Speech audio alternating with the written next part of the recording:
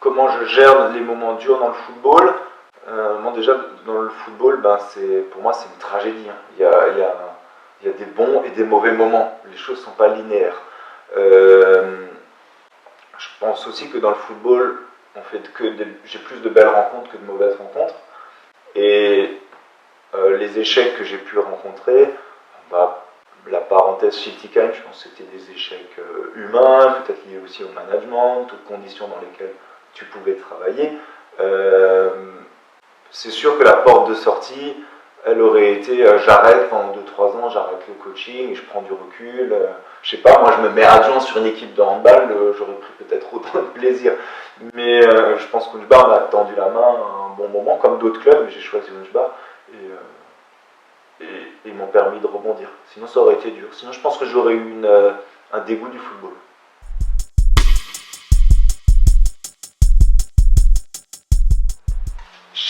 Quand j'entraînais des équipes de jeunes, ma frustration était surtout que je trouvais qu'on proposait quelque chose d'intéressant, qu'on faisait des entraînements qui étaient structurés, etc. Des fois, j'avais l'impression que le coach en face, il était là le samedi et le mercredi, quoi.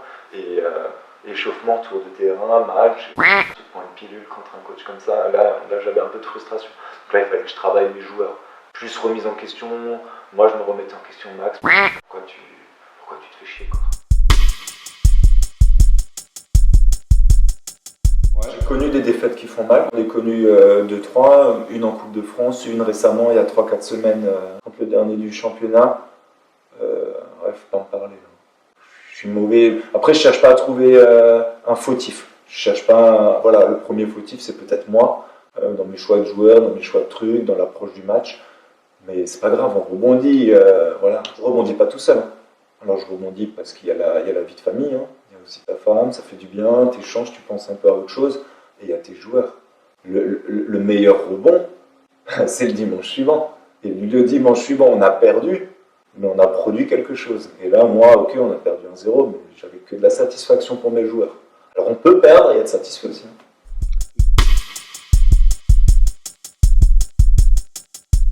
Ouais, à court terme, j'attache de l'importance au contenu, mais à long terme, non.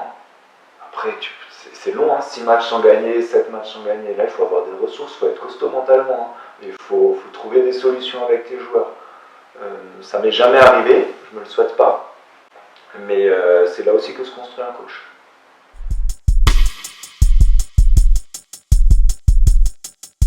Je suis pas encore un Unchbarois, hein, à fond. Donc les échanges avec les supporters, moi j'en connais certains des fidèles, mais j'échange pas trop avec eux. Je passe plutôt par mes joueurs, par mon président. Donc je suis pas quelqu'un de distant, mais pour le moment il y a une certaine distance. Et je pense que si j'ouvre la porte à la critique, à écouter les supporters, machin, je vais m'exposer. Donc finalement là je reste dans ce confort-là, même si la critique est constructive et qu'ils ont le droit de critiquer. Hein. Ils viennent au match, ils ont le droit de critiquer.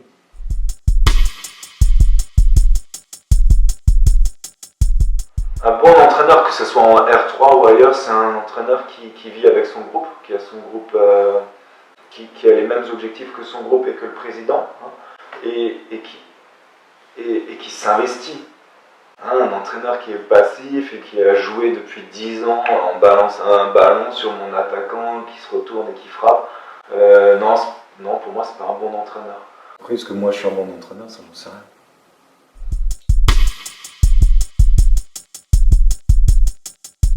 Alors il y a l'aspect scolaire sur lequel je suis, enfin scolaire, formation ligue, LGEF, FFF, où je veux m'améliorer. Donc j'aimerais passer mon BEF un jour. Et mes entraînements et mes séances, du coup je les prépare comme si dans l'année j'étais en train de passer mon BEF. C'est pour ça que j'informatise tout, je prends toutes les statistiques, j'enregistre toutes mes séances d'entraînement sur l'ordinateur, toutes mes fiches de match, tous mes bilans de match, etc. Donc en gros je me fais un classeur par saison. Ça me facilitera peut-être mon entrée un jour en BEF quand j'y serai. Et après, pour mon enrichissement personnel, je lis du football, j'échange football pas avec tout le monde. J'aime pas échanger le football avec tout le monde et j'en ai un peu marre du football. Donc le soir, des fois, je regarde pas de match de football. Mais quand ça concerne mon équipe, là, je cherche à être bien organisé. Voilà.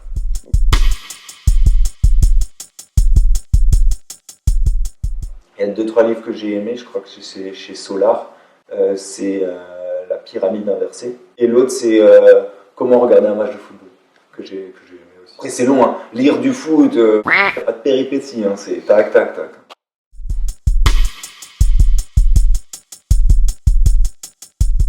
Là, la motivation, c'était de me relancer, de mettre en application les beaux échanges que j'avais eus avec le président, qui est à peu près de ma génération, il cherche à dynamiser le club, etc. Il n'y avait pas vraiment de projet à la base. Pour moi, le projet, c'est quelque chose qu'on a défini avec les joueurs et où est-ce qu'on veut aller. Le projet, il doit aller vers une progression du club de manière générale. Une équipe de D5, je ne suis pas sûr que j'aurai la patience. Ouais.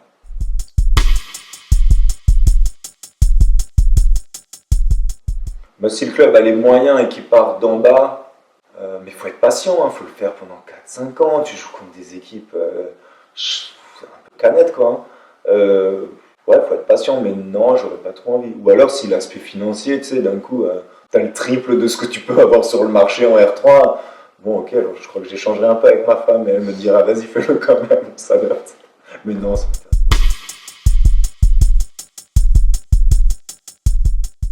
Non, j'ai pas envie d'entraîner plus haut, j'ai envie d'être adjoint dans une équipe qui joue plus haut.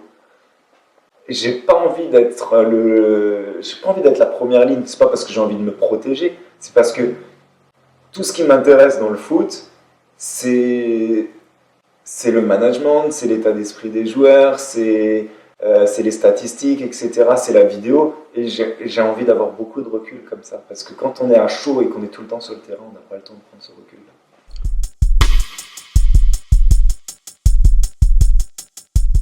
En fait, j'ai envie de progresser pour le jour où j'aurai de nouveau une équipe, soit de jeunes ou autre. Mais j'ai beaucoup plus de données qu'il y a 5 ans. Et donc, même si c'est des données statistiques, si c'est des trucs, me faciliter vraiment le travail grâce à des outils, les nouveaux outils. Et j'aimerais, pour me familiariser avec ces outils, pendant quelques années, être un adjoint dans une équipe.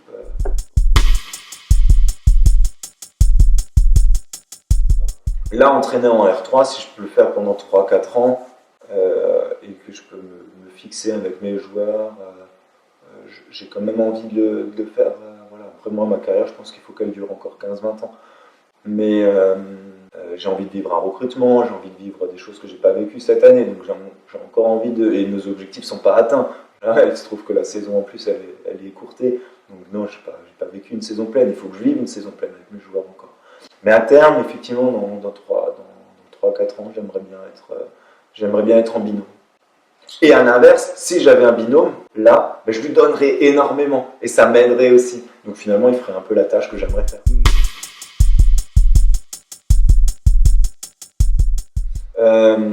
Si j'ai l'occasion, après avoir eu mon BEF ou quoi, d'entraîner des 16 ans DH ou R1, pardon, ou des 15 ans Interligue, cette génération-là peut éventuellement m'intéresser.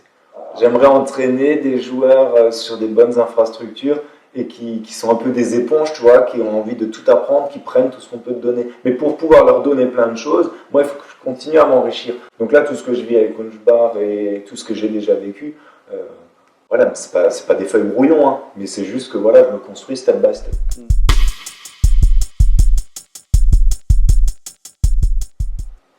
Le football amateur, il va bien. Je trouve qu'il est bien structuré en Alsace. On a la chance d'avoir une ligue investie, voilà, la Ligue du Grand Est, etc. Je trouve qu'il y a de plus en plus d'éducateurs qui se forment, mais je trouve qu'il y a aussi de moins en moins d'éducateurs. Alors est-ce qu'il y a une différence entre le marché, l'éducateur formé, du coup, il pense qu'il vaut tant et tant, et du coup, il ne trouve pas, tu vois, parce qu'il faut aussi que le mec il soit en adéquation avec l'argent qu'il a investi dans ses diplômes. Tu vois ce que je veux dire? Mais non, je trouve que, ouais, en équipe de jeunes, je trouve qu'il n'y a pas de, voilà, de très bons éducateurs. Quand je fais le tour un tout petit peu. J'en ai vu des très bons là récemment, à Oulungen, ouais, FRA, je trouve que c'est pas mal aussi. Un bon éducateur, c'est quelqu'un, même s'il n'a pas les diplômes, s'il s'investit, c'est déjà énorme.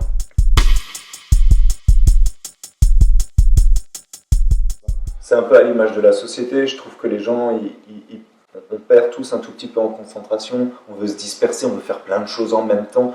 On n'arrive plus à se concentrer sur le long terme, à faire quelque chose d'abouti. On commence une saison, on s'investit à fond et on la finit. Et je trouve que ouais, même dans le haut niveau, donc tu as tout le temps tes pics de forme, etc. Mais moi, ça me plairait pas de faire du récréatif, tu vois.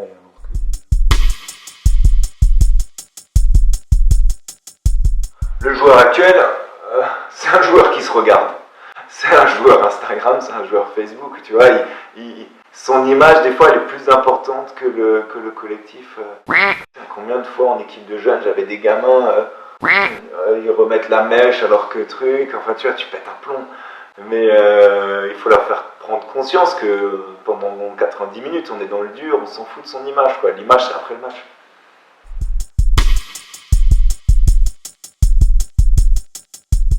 Ils acceptent ma passion, mais moi, j'ai pas encore trouvé l'équilibre.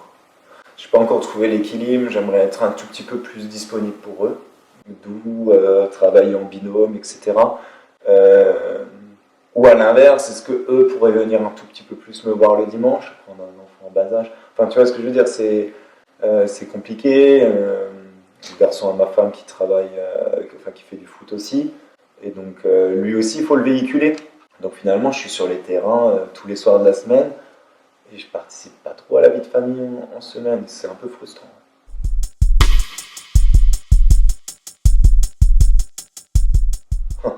Déménager et vivre à Olchbach.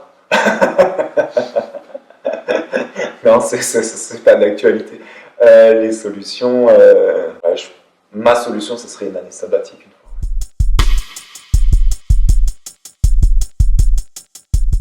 Alors, la question pour le prochain coach. Est-ce que tu serais capable de passer un match entier sans donner de consignes et de regarder ce que font tes joueurs?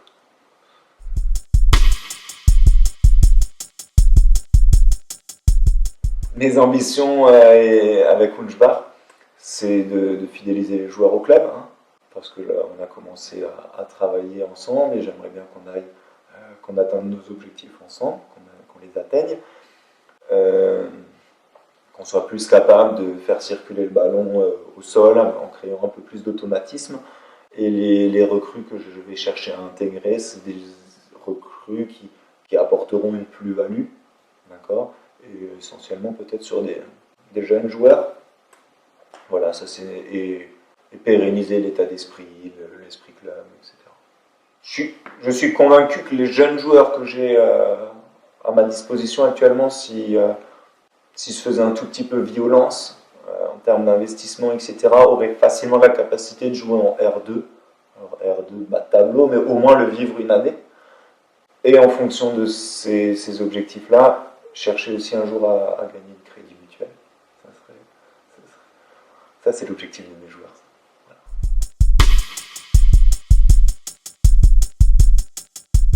Voilà. Là, le recrutement, il va être compliqué.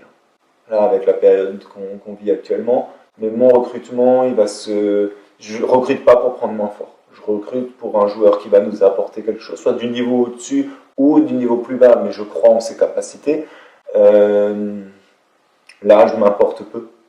Voilà, même si je préférerais un jeune de 24 ans que quelqu'un de 32 ans. Mais bon, cette année, on s'est présenté l'inverse. J'ai eu des gars qui ont 30 ans, mais qui assument pleinement. Donc tu vois, il n'y a pas de logique. En Kibar, c'est difficile de recruter, il y a beaucoup de critères, hein. Donc nos joueurs, ils n'ont pas de prime de match. Il faut que ça soit un peu local aussi, ou strasbourgeois, qui profitent de covoiturage pour venir. Mais il faut qu'ils s'adaptent surtout à l'esprit qu'on a au club. Mais j'ai pas peur. Les gens pensent que c'est difficile, mais non, c'est un esprit où on s'entend tous bien, on est dans un clubhouse, la vie du club est belle.